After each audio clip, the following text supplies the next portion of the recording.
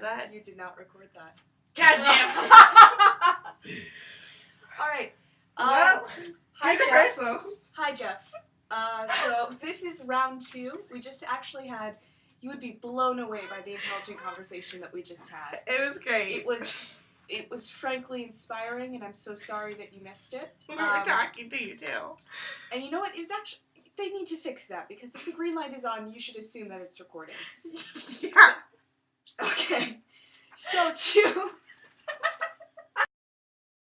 And I really just think that the moment where it hits me is when he says you just have to let go of the old classics because the past is in the past and we want to learn about the mystery. And I think it's about, society and making them feel something again and not being on the outside, and you got to put everything on the table, and we have to make the words that we want to hear belong to us, as opposed to like rambling and doing the old Shakespeare thing and whatnot. How did this story make you feel? Similarly, it made me think that from the technical aspect, a lot of what we do today is pure spectacle. In a lot of ways. Currently I'm being Dana White. It's especially with lighting, the sense that once something is said, you can't do it the same way a second time. Basically that, and this is all of theater, I think, that every single moment that you rehearse or that you plan something out or you cue something out is not the way it's ever going to be the same way twice. It's the way that you hope it will be and the way you can plan for it to be, but that it's never going to actually come together the same way each time. A cue won't be played at the exact same moment that you want it to be played at or where it should be played. Like Q39, go.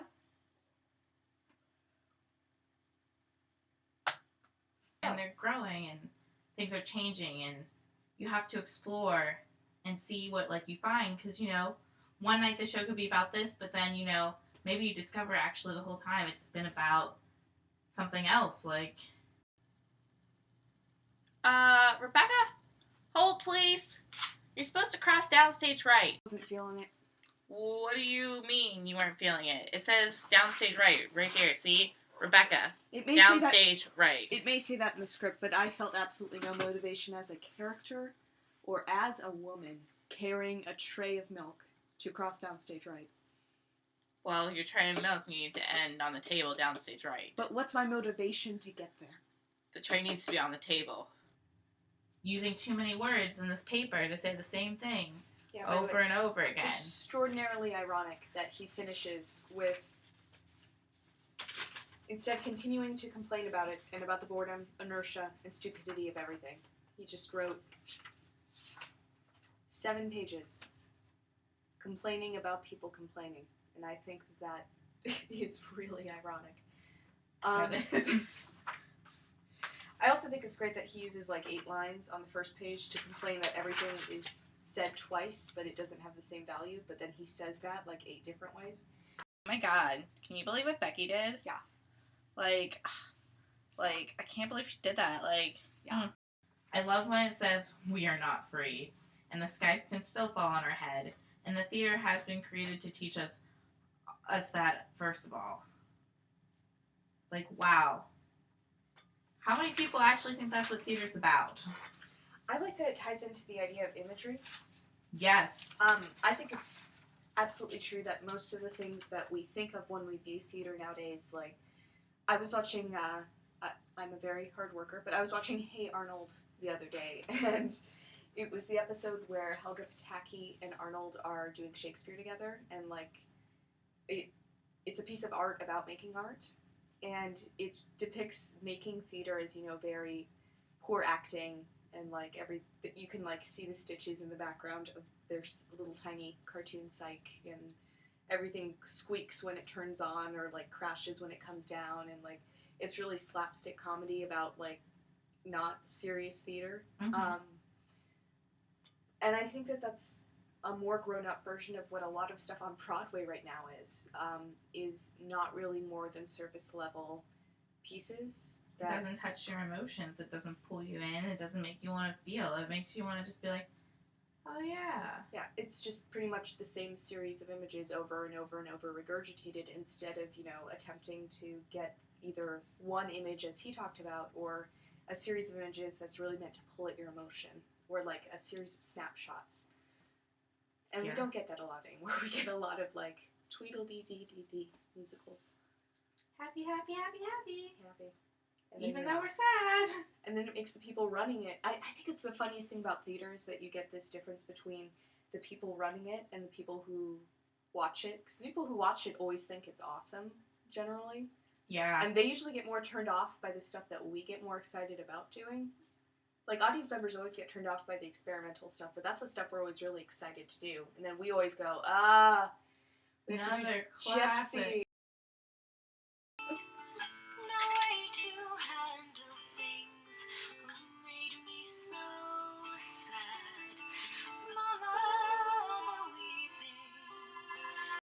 God, I just felt all the emotion. I was like I was actually pregnant. I was connected to the character and I wasn't, lifting my skirt up and having my leg over the back of my neck.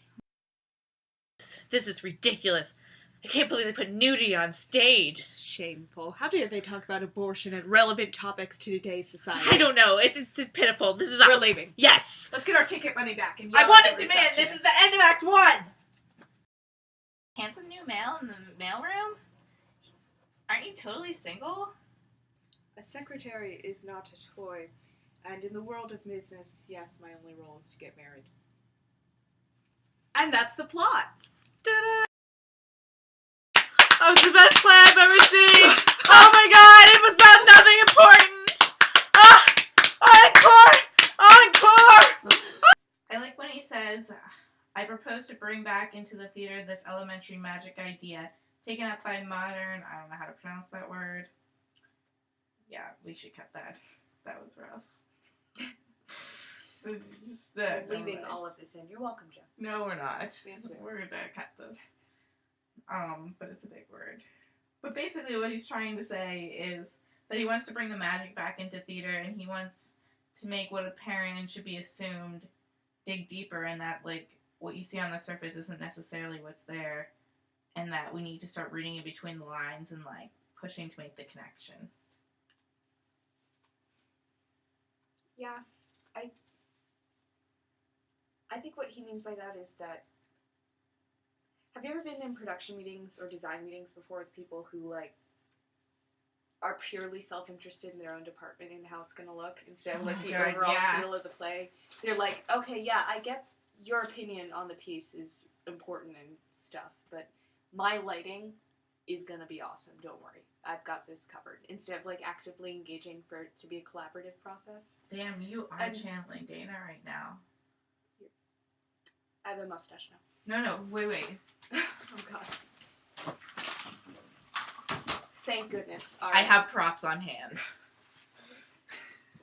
Instead of collaborating and actively viewing the collaboration process as a way of making one vision or one ideal, and I'm going to hold it just in front of me like this because I was not able to breathe when I was doing that. Which is what I think he's talking about, because when we have, because, I think it's great that theater has evolved to the point that we can have, like, amazing lighting technology or amazing SFX or a wonderful sound department or people who are just in charge of making props.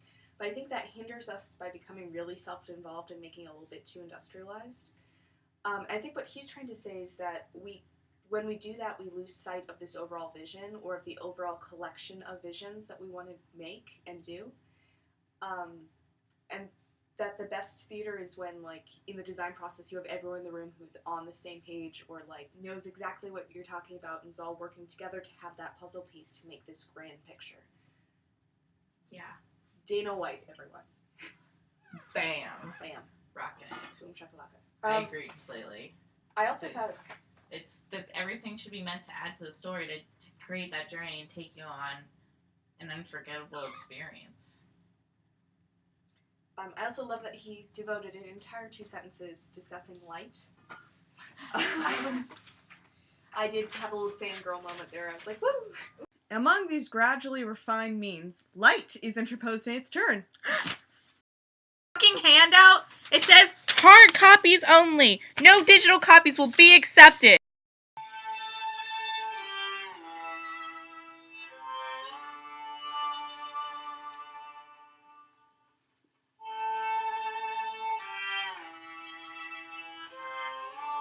We're gonna have to skip ahead a little. Assignment at all. It said hard copy only. No digital copies will be accepted.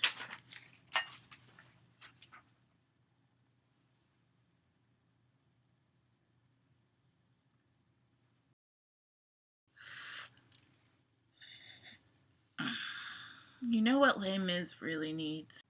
New staging and appreciation of the script and a new vitality? Nah, another turntable.